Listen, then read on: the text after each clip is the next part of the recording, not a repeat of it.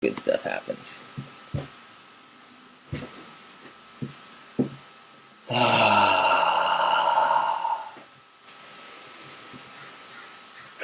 Let's take a moment to fall into the now, to let go of all the things on our list, all of the things undone, all the little cycles going through our head of don't forget to do that, don't forget to do that, don't forget to do that, oh, make sure you do that, oh, is that done?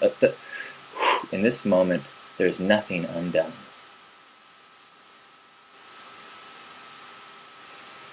In this moment, nothing is lacking.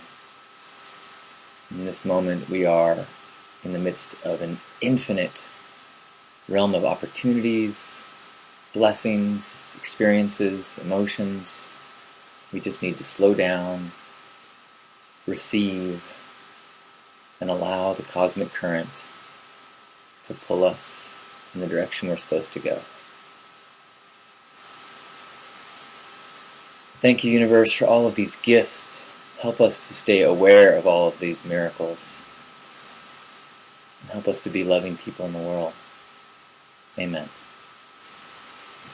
Oh, welcome! It is the final Hug Nation broadcast before Burning Man. Now, if you're new, you might not know that I attend this thing called Burning Man. Actually, attend is the wrong word. I help create an experience, a city. I help build a city. I help create a phenomena that is Burning Man.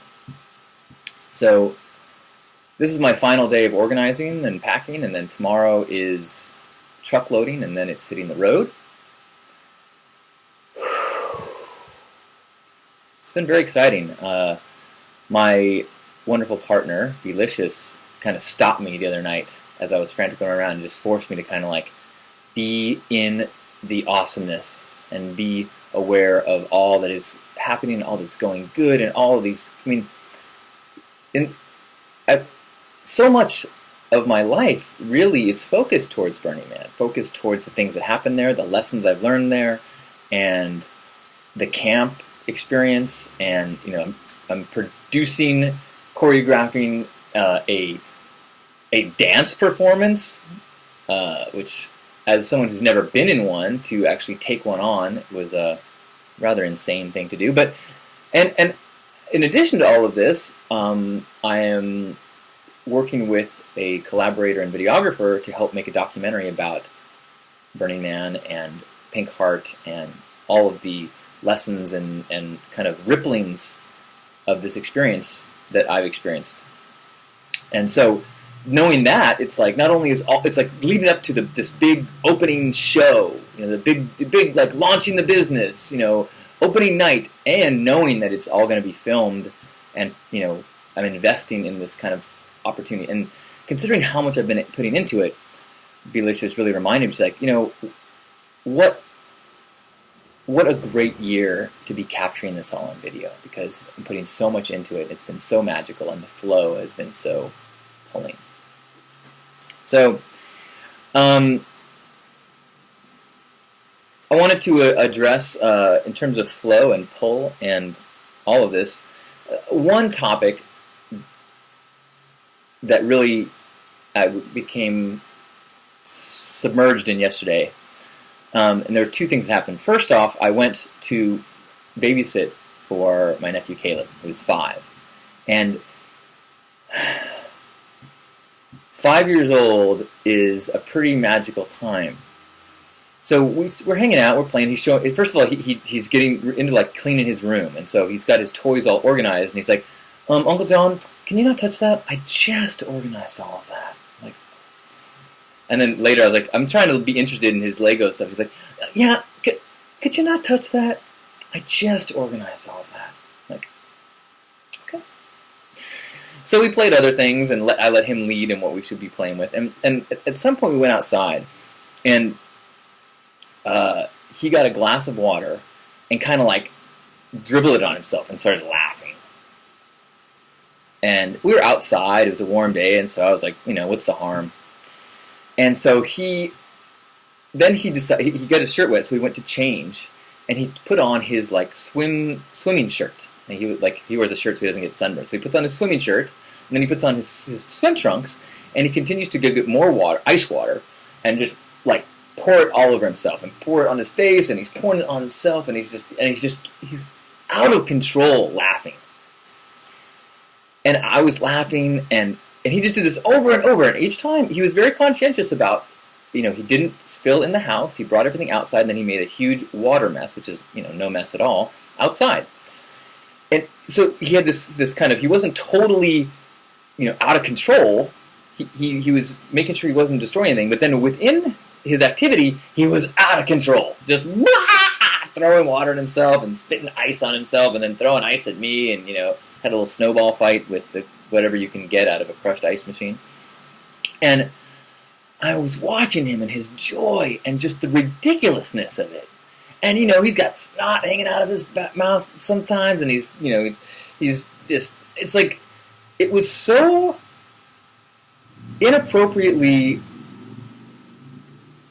non-self-conscious. It was beautiful. And I was watching this, seeing that there is something very Burning Man about this, about getting totally away from the rules, away from the expectations, away from, well, of course, he doesn't have them yet. This is the gift, this is the place that we're trying to return to after a lifetime of accumulated pressures and what's cool and appropriateness. And he is just reveling, rolling in the dirt. I mean, he's filthy and wet, and he's like, he's not thinking, oh my gosh, how am I going to get, it's just, he is present, joyful, and totally without a care of any judgment. And I was inspired. And it was a lot of fun. It was a lot of fun to spend that time with him. And so I was thinking about that, and about what a good reminder and a lesson that was to see that. There's a lot of times at Burning Man that I notice my own limitations about fears or desires or things things I'd like to control. Like, I've never had my body painted. There's a part of me that thinks that would be so liberating and cool to just paint my entire body and walk around naked as a color. But I'm also afraid of all the cleanup, and I'm afraid of what's that going to do to my hair, and I'm afraid of, there's just like, it's losing a lot of control over that. I'm also sometimes afraid to get on art cards because I don't like to lose control of where my experience and my night is going to go. And I was thinking about the control, and especially about vanity. And as I look at some of my older pictures, there was a year, when I've had long hair and spikes and stuff, where I had to really plan how I was going to maintain my hair during the week. In terms of, the last blow-dry access I had in Reno, I made sure I had to get my hair straightened and spiked as much as possible, and then I made sure that if I, how could I minimally wash my hair during the week so I wouldn't mess with the spike thing I did. And while that was the most extreme hair year I've had, I'm always kind of, aware of the body canvas, and especially the hair. And so last week I had Belicious gave me an awesome faux hawk. And the more I was sitting with it, the more I was like, one, a faux hawk is a little bit Mad Maxy for where I feel I'm at personally right now. And feel a little bit more subtle and humble, maybe. And I also, there was a lot of times when I would catch the mirror if I didn't do something with my hair. I didn't, blow dry it, or after I got in the shower, but it looked, messy.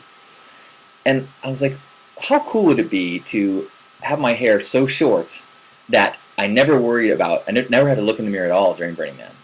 And I could put hats on and take them off and not worry about, oh, I just messed up my spikes or my mohawk or whatever. Or even if I got hot, I could pour water on my head and not worry that I'm messing with whatever I did with the gel. And so the more I thought about that, and the more I was thinking about Laughing Caleb, the more I was like, I gotta buzz my head. I think it was a good compromise, because I'm not saying I'm going to go away from, I still care, and I want to have, I'm still doing pink. I re-pinked last night, and I re-bleached, and so I want to keep the fun, but compromise enough so that I can have the fun without making image preparation such a big part of my experience. I want to spend as little time as possible defending my vanity through whatever means. This is a huge change for me, and I'm not sure if it will actually play out that way.